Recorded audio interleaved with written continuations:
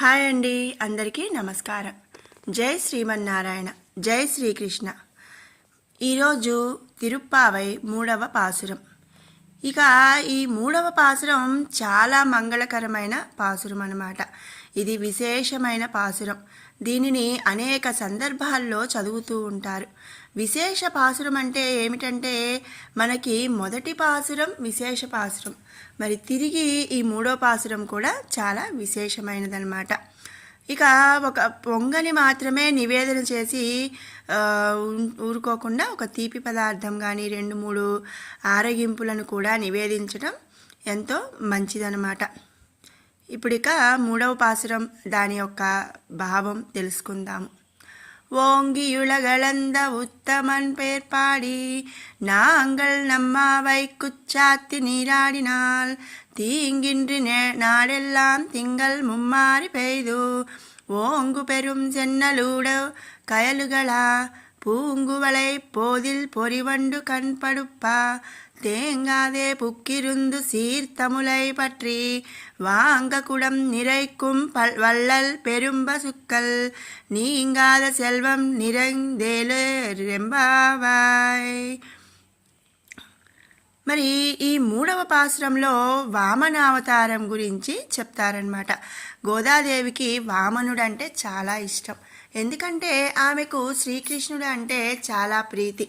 ఇక శ్రీకృష్ణుడి యొక్క అందానికి ఆ తల్లి మైమర్చిపోయింది. అదేవిధంగా ఆ బాలవామనుడు కూడా ముద్దుగా ఉంటాడు కదా. బాలకృష్ణుడు ఎంత అందంగా ఉంటాడో అలాగే బాలవామనుడు కూడా అంతే అందంగా ఉంటాడు. కాబట్టి గోదాదేవికి వామనావతారం అన్న చాలా ఇష్టం అన్నమాట. ఇక ఇది ఆశీర్వచన పాసురం. ఎక్కడ ఏ శుభకార్యం జరిగినా ఈ విశేష పాసురాన్ని పెద్దలు చదువుతారు. మరి పాడి పంట సమృద్ధిగా ఉండాలని పెద్దలు మంగళాశాసనం చేస్తారు. పాడి పంటలు రెండూ కూడా సమృద్ధిగా ఉంటే ఎంతో అదృష్టం అన్నమాట. మరి శుభప్రదమైన వామనావతార కథ ఈ పాసురంలో వస్తుంది. బలిచక్రవర్తి భక్తుడు, దానకర్ణుడు, కానీ అహంకారి. ఆయన అహంకారాన్ని తొలగించాలనే ఉద్దేశంతో శ్రీ మహావిష్ణువు వామనుడు అయ్యాడు. ఒకసారి బలచక్రవర్తి ఇంద్రుడితో యుద్ధానికి వెళ్ళి ఓడిపోయాడనమాట.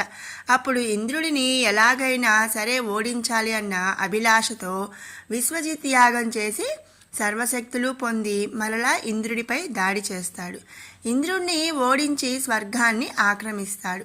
అప్పుడు ఇంద్రుడు మొదలైన దేవతలందరూ కూడా వచ్చి విష్ణువుతో మొరపెట్టుకున్నారు. అప్పుడు విష్ణువు కశ్యపుడు అదితి దంపతులకు కుమారుడిగా వామనుడై జన్మించాడు. బలిచక్రవర్తి చేస్తున్న అశ్వమేధ యాగానికి వామనుడు వెళ్ళి బలిచక్రవర్తిని 3 అడుగుల భూమిని దానం చేయమని అడుగుతాడు. మరి పొట్టిగా ఉన్న బ్రాహ్మణుడిని, అతనిలో ఉన్న తేజస్సుని చూసి బలిచక్రవర్తి గురువైన శుక్రాచార్యుడు, మరి శుక్రాచార్యుడు ఆ రాక్షసుల యొక్క గురువు అన్నమాట, దానం ఇవ్వవద్దని బలిచక్రవర్తిని కోరతాడు. అతను సాక్షాత్తు విష్ణువే అని చెప్తాడు బలిచక్రవర్తికి. అప్పుడు బలిచక్రవర్తి శుక్రాచార్యుడితో, గురువర్య, సాక్షాత్తు శ్రీ మహావిష్ణువు వచ్చి నన్ను దానం అడిగితే నేను లేదు అని ఎలా అనగలను? ఆయన చేయి కింద నా చేయి పైన ఉన్నప్పుడు అంతకంటే జీవితానికి అదృష్టం ఏముంటుంది అని ఆయన భార్య అయిన వింధ్యావళితో కలిసి 3 అడుగులు దానం ఇచ్చి మోక్షాన్ని పొందుతాడు. మరి బలిచక్రవర్తి కథ విన్నాం కదా. ఇప్పుడు ఈ 3వ పాసురం యొక్క అర్థాన్ని తెలుసుకుందాం. ఓంగి యుళగళంద ఉత్తమన్ పేర్పాడి. ఓ గోపికలారా, వామనావతారంలో విష్ణుమూర్తి బలిచక్రవర్తిని 3 అడుగుల దానం అడిగి 3 లోకాలు కూడా కొలిచేశాడు. ఇంతింతై వటుడింతై అన్నట్లుగా పెరిగి పెరిగి 3 లోకాలు కూడా కొలిచేశాడు. గోపికలు వామనావతారంని ఇష్టపడటానికి కారణం ఏమిటి అంటే, సాధారణంగా జీవులు ఏదైనా పెరగడానికి ఇష్టపడతారు, కానీ తరగడానికి ఇష్టపడరు కదా. ఈ అవతారంలో భగవంతుడు పెరుగుతాడు. అందుకని గోపికలు ఈ అవతారం అంటే ఇష్టపడతారనమాట. భగవంతుడు కరుణామయుడు. భక్తుల కోసం ఎంత కిందకైనా సరే దిగడానికి ఇష్టపడతాడు. కానీ భగవంతుడు ఆయనకు ఏమి అవసరం ఉంది అంటే ఇక్కడ అర్జునుడు భక్తుడు, అందుకే ఆయన కోసం సారథి అయ్యాడు. కృష్ణుడు రాజవంశంలో జన్మించి గోపికలను కాపాడటానికి గోపాలుడయ్యాడు, పాలు పితికేవాడయ్యాడు. అది ఆయన గొప్పతనం. మరి భక్తుల మీద ఉండే ప్రేమ అన్నమాట. తర్వాత ఇందులో ఇంకో రహస్యం కూడా ఉంది. అది ఏంటంటే వామన అవతారంలో వామనుడి తల్లిదండ్రులు అదితి కశ్యపులే. శ్రీకృష్ణ అవతారంలో శ్రీకృష్ణుడి తల్లిదండ్రులు కూడా దేవకి వసుదేవులు. మరి గోపికలకి కృష్ణుడికి వామనుకి భేదం తెలియదు అనే ఉద్దేశంతోనే వామనావతారాన్ని కీర్తిస్తున్నారు. ఇక వామనుడు అడిగిన 3 అడుగులలో రహస్యం ఏమిటి అంటే శ్రీకృష్ణుడు భగవద్గీత 9వ అధ్యాయం 27వ శ్లోకంలో ఇలా చెబుతాడు. ఏమిటంటే యత్కరోషి యదస్నాతి యజ్జుహోషి దదాసి యత్ తపస్యసి కౌంతేయ తత్కురుష్వ మదర్పణం. అంటే ఏ పనైతే చేస్తున్నావో, దేనినైతే తింటున్నామో, ఏ హోమాన్నైతే చేస్తున్నావో, దేన్నైతే చేస్తున్నావో, ఏ తపస్సునైతే చేస్తున్నావో ఓ అర్జున, ఆ ఫలితాలని నాకు సమర్పించు అని ఈ శ్లోకం యొక్క అర్థం అన్నమాట. మరి ఈ 3 పాదాలలో చెప్పినవే వామనుడు అడిగిన 3 అడుగులు. అర్జునుడి ద్వారా శ్రీకృష్ణుడు సర్వజీవకోటిని ఉద్దేశించి చెప్పాడు.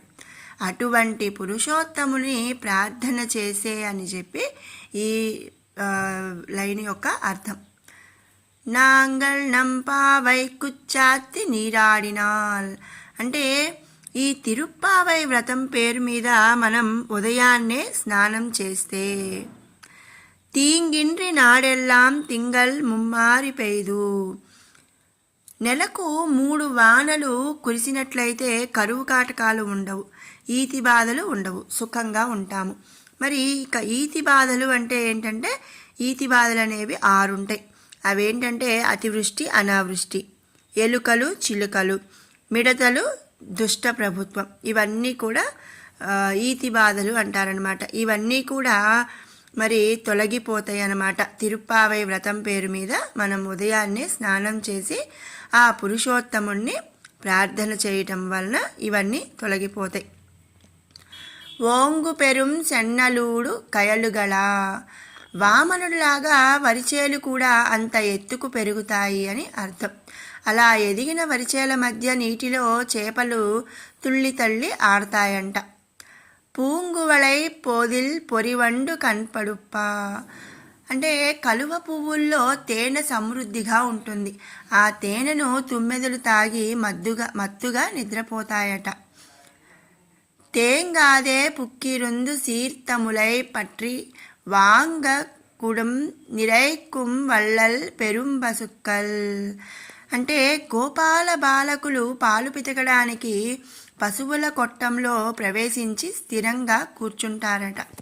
వారి ప్రమేయం లేకుండా వారు ఏమీ చేయకుండానే అంటే పాలు పితికే ముందు ఆ దూడని తీసుకువచ్చి ఆవు దగ్గర పాలు తాగించి ఆ తర్వాత పాలు పితుకుతారు. కానీ ఇక్కడ అవేం చేయకుండానే వాళ్ళు పాల గిన్నెల్ని తిన్నగా తీసుకువచ్చి ఆ ఆవు దగ్గరకు వచ్చి పొదుగు కింద పెడతారంట. పొదుగులు ఎలా ఉంటాయట? బలిష్టంగా ఉంటాయట. ఆ గిన్నె అక్కడ పెట్టగానే, పొదుగుల కింద పెట్టగానే ఏదో ఒక వర్షం వచ్చినట్టుగా పాలు ధారగా ఆ పొదుగుల నుంచి గిన్నెలోకి వస్తాయట. ఎన్నో కుండలతో పాలిస్తాయట ఆ గోవులు. మరి ఇదంతా కూడా ఏంటంటే ఈ వ్రతాన్ని చేయటం వలన ఇవన్నీ జరుగుతాయి అని చెప్పి గోదాదేవి చెప్తుంది. నీంగాద సెల్వం మనము ఈ వ్రతాన్ని చేసినట్లయితే ఎన్నో సంపదలు వస్తాయి, ఎంతో ఐశ్వర్యం లభిస్తుంది. ఇలాంటి పవిత్రమైన వ్రతాన్ని చేసి మనం శుభాలు పొందుదామని చెప్పి గోదాదేవి ఈ పాసురంలో చెప్తుంది. మరి విన్నారు కదండి 3వ పాసురం యొక్క భావం. అందరము కూడా ఆ పురుషోత్తముణ్ణి తిరుప్పావై వ్రతంతో ప్రార్థించి ఆ పురుషోత్తముని యొక్క అనుగ్రహాన్ని పొందాలని ఆశిస్తున్నాను. మరి మీకు ఈ వీడియో నచ్చినట్టయితే లైక్ చేయండి, షేర్ చేయండి. అలాగే మరిన్ని అప్డేట్స్ కోసం మన ఛానల్ని సబ్స్క్రైబ్ చేసుకోండి. Thanks for watching. జై శ్రీమన్నారాయణ.